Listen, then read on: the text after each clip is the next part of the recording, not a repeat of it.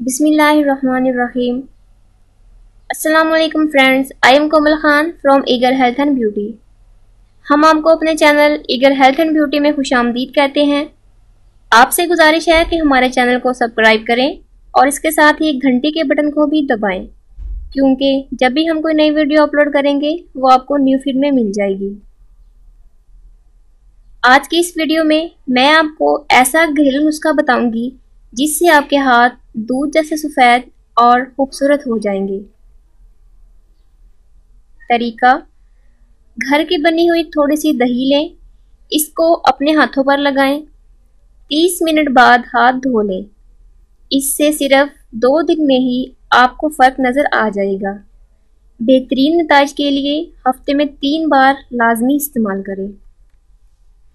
اگر ویڈیو پسند آئی ہو تو لائک اینڈ شیئر ضرور کریں۔